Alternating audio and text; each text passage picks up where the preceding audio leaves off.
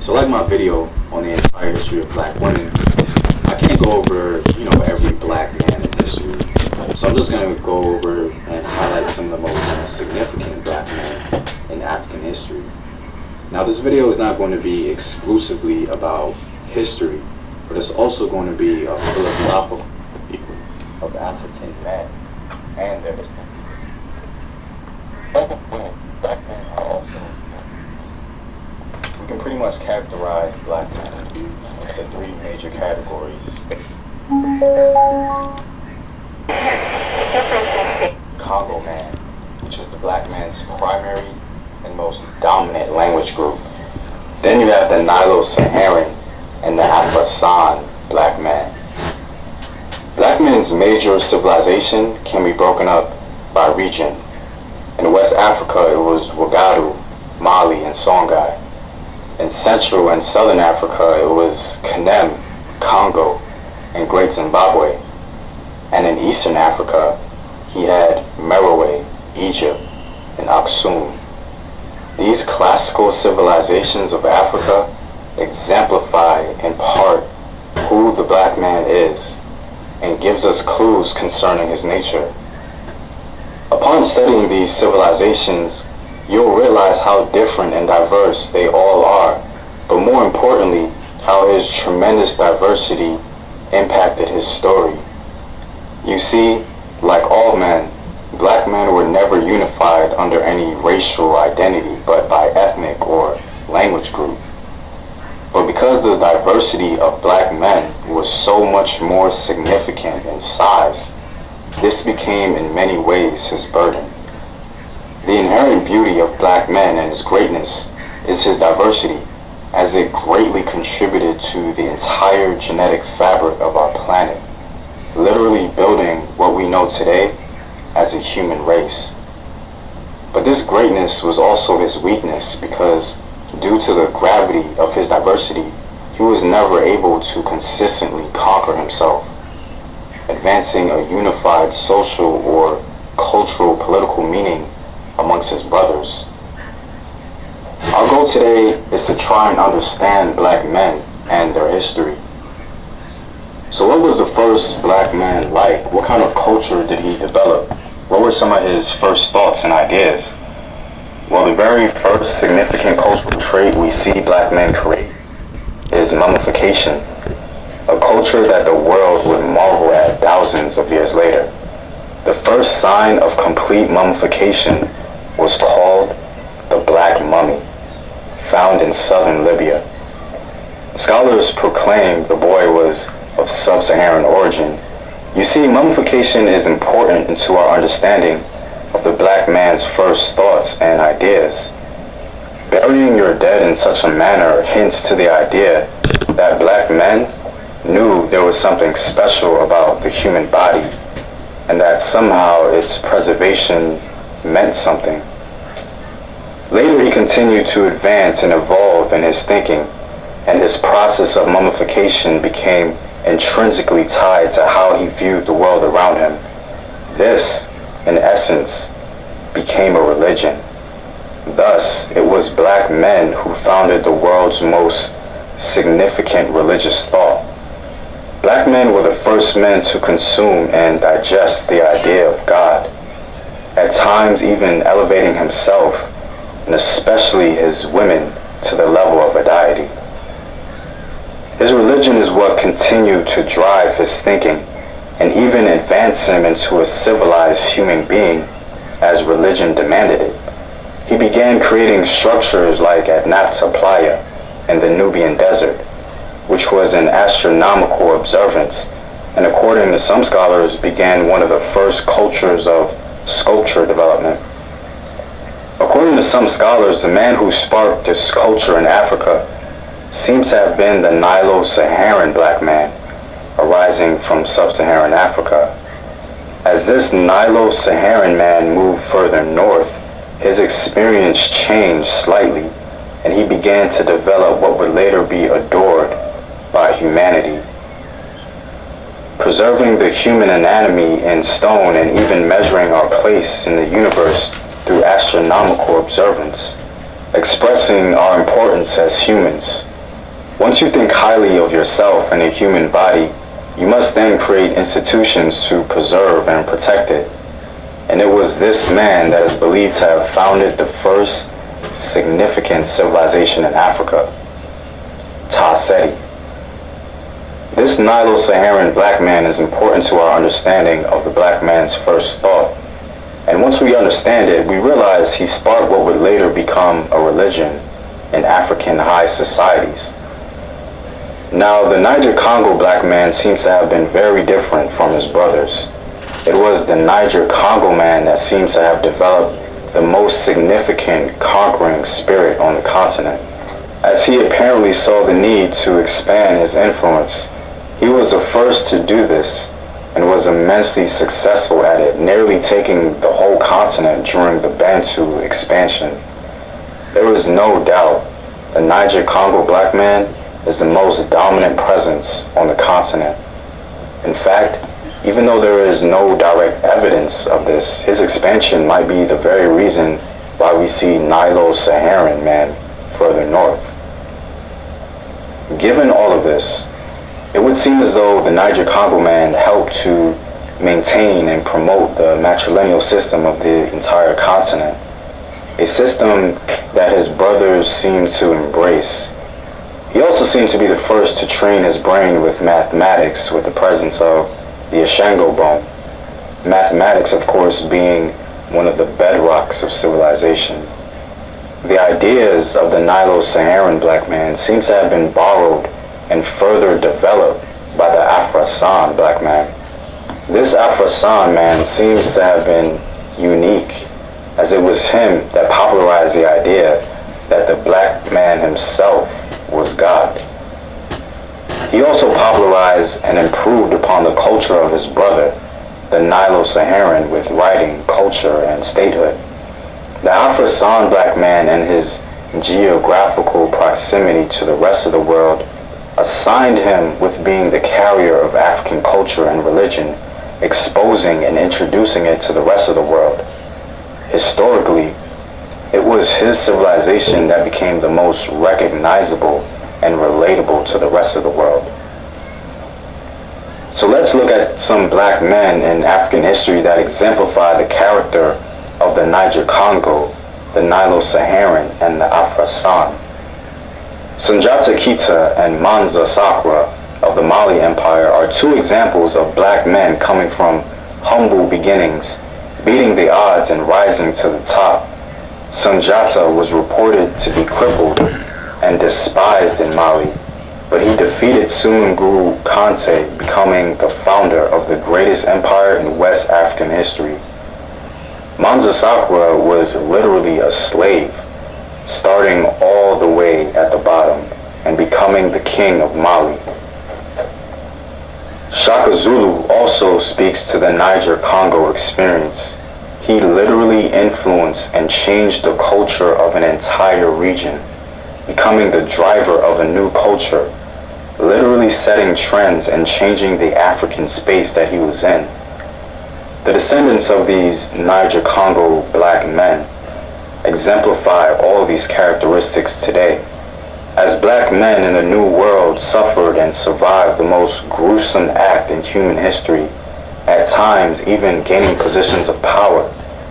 But more importantly, he became the driver of culture in North and South America, setting trends that other groups of people began to mimic and even embrace. It's clear that the descendants of the Niger-Congo black man has inherited his characteristics.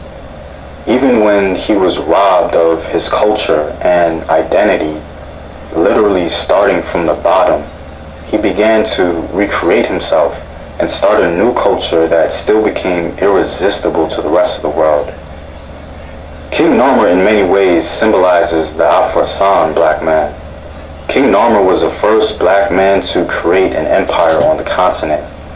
Even though it wasn't the first civilization, Egypt became the first significant empire in all of African history. And that had an empire that led to great things.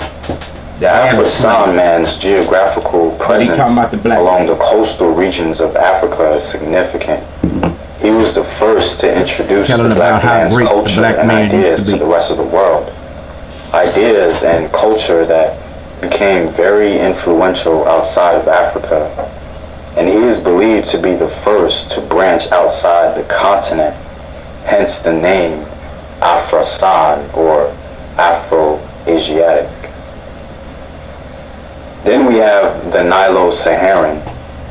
He did something that has never been done on planet Earth. What he and his predecessors did gives us valuable insight into understanding the natural core of black men, the color of his soul, which continues to paint all black men today. What he did in ancient times is the closest thing we have to understanding who black men are. The Niger-Congo and the Afro-San black man did some things that can be seen throughout all men on the planet.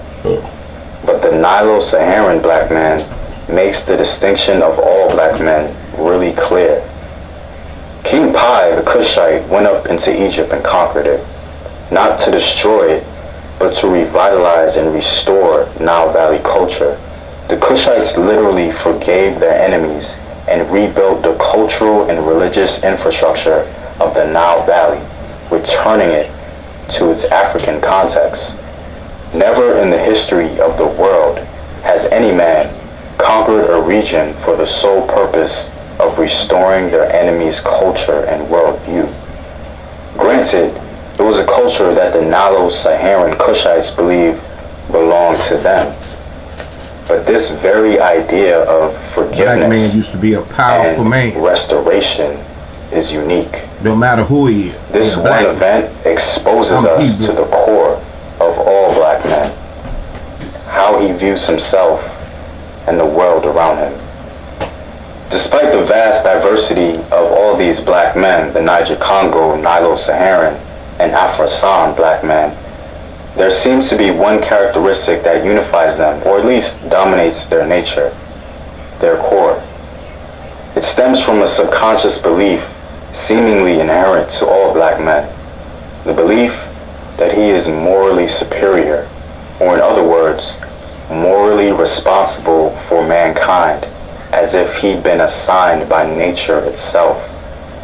The same way the Kushites believed the Egyptian culture ultimately belonged to them, thus making them morally responsible for its corruption. So too does the black man subconsciously believe that he is the first man, creating the first culture and the first civilization.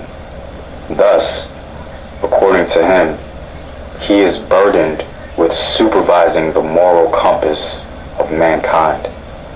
Why? Because in his eyes, nature itself assigned it to him. This belief, ironically, causes a very peculiar disposition amongst black men, which we'll call moral complacency. A disposition in which he very rarely fights against. I'll explain a little later. So how does this moral complacency tangibly play itself out? Well, the Niger-Congo, Nilo-Saharan, and Afro-San never expanded outside the continent with the sole purpose of gaining resources and or wealth. The acquisition of land for black men had very little, if anything at all, to do with his feeling of worth or superiority. So ultimately, what is moral complacency, and how does it fit in with the story of black men? As black men left his home in Africa, he planted his seed across the entire planet. Every continent we look, we see pieces of his presence. But something happened that black men did not expect. He began to change due to his environment. In many ways, black men was shaping nature around him, and nature was loyal to him. But little did he know that nature was also shaping him. Thus, as time passed, the nature of his genetic, cultural, and spiritual seed began to be very different from what he remembers. This is the origin of his fear, but we'll get to that later. Black men descend from a continent with plenty of land and resources, so there never really seem to develop a sense of urgency to survive and at times even compete. The key word here being urgency. Like mentioned before, black men were no strangers to diversity and language barriers amongst himself, but unfortunately, because of this, he assumed every foreign man he encountered had a similar nature to his own. One of his ills is his struggle to understand the motives behind other men that seek to destroy him, as he seems to have developed no need to genetically survive, as his genes and his subconscious opinion have been distributed throughout the entire earth long ago. And he also never developed an incessant need to feel superior to others, perhaps to his fault in a cosmic sort of way. In all men, he sees a sort of molecular piece of himself. This phenomenon, which I call moral complacency, seems to be unique to black men. Because of this, black men, especially today, largely succeed only as an individual. His greatness is seldom used to advance his own nation. Why? Mostly internal, but also some external factors apply, but ultimately because on a primordial level, he believes the world is his nation, as it originally belonged to him. His moral superiority has usually harmed him. That is his blessing and his curse, and though it provides him at times with cognitive dissonance, oddly enough, that is the only way he learned to be human. In essence, the only way he truly understands being human, and he feels burdened to teach mankind how to be like what he remembers, what he understands as human. The black man's greatest fear, no matter how irrational, is not that he will be annihilated, because to him that is simply impossible. The black man's greatest fear is coming to terms with the idea that the earth no longer belongs to him, that the earth abandoned its original creation, that he will not be the source of the earth's future evolution, that he will not be the source and the origin of humanity's next phase, that his idea of human is not what nature assigned it to be. This is why he remains morally complacent even when faced with the destruction of his own nation, because his moral complacency allows him to infiltrate himself in other nations, being the driver of its culture, becoming the ghostwriter for the social, cultural evolution of our planet. This is why he has no issue being successful as an individual in a society he did not create, because in his primal opinion, the earth will continue to belong to him, and he can continue to define what a human is. You see, back then, as he planted his seed across the planet in the beginning, he only saw himself and one version of humanity. But of course, this has changed. This is not the humanity he has come to know and understand. Thus, in his moral superiority, he will do anything to remain the driver of what he feels humanity is, cultivating its culture and its worldview, even at the expense of his own nation. However, the question is his commitment to moral complacency worth it? In other words, are his fears of an unfamiliar humanity worth his nation? This is a question that black men are beginning to ask himself right now in the 21st century. What is the value of my moral superiority, and will nature continue to honor it? And when we, as black men, finally answer this question, whatever the answer may be, it will greatly determine the social, political, and spiritual tone for the entire planet for the next 500 years. Why? Well, because black men have always been the spark of humanity's cultural and spiritual significance. He founded the first human moral codes. let's really think about the subconscious of black men. Who was the first celebrated and well-known black man in African history? His name was Asar. And what did Asar concern himself with in life? The first thing that Asar did was teach others how to be human, how to be morally upright, and how to build civilization. This was the first championed image of a man that black men developed for himself. The first thought of black men, his first celebrated figure in his mind, advanced characteristics of teaching men how to be human, teaching them a morally proper worldview. And what happened to Asar? He was killed and dismembered, and later his wife brought his pieces together and wrapped it up in the first ever mummification process. For the black man, mummification exemplifies the importance of the human body, but more importantly, what the human body means and represents. The first man was morally upright, teaching the world the idea of what a man is and what a human is. And it was him who was the first to be mummified or preserved. To the black man, preserving this ideal man or ideal human is of utmost importance to him. Even though black men have been dehumanized and despised by all groups of non-Africans, ironically, he alone invented the human institutions that became the only thing separating man from beast: art, culture, and civilization. This tradition is continued amongst his sons. Non-Africans continue to obsess and absorb and even mimic the black man's art and culture, but despise its creator. But strangely enough, it's not even the black man's burden. The black man's burden is not that he is oppressed and forgotten. His burden is being the moral, cultural, and spiritual compass of the human spirit.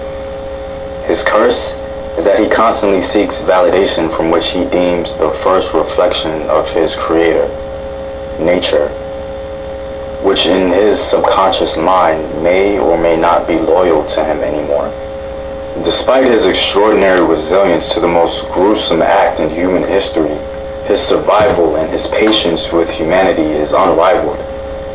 One of his greatest attributes, which in many ways became a driver for his survival, is his creativity. Black men have continually done things that has not been done by any man on the planet. It's a rather impressive accomplishment. As most men on the planet needed the sword to do so, black man has done it with his mind. Well, what is it? It's his culture. The culture of black men is the only thing that has genuinely conquered the world. And that has become his greatest weapon for preserving his idea of human. Well guys, I'm all out. I want to dedicate more time and attention to my videos.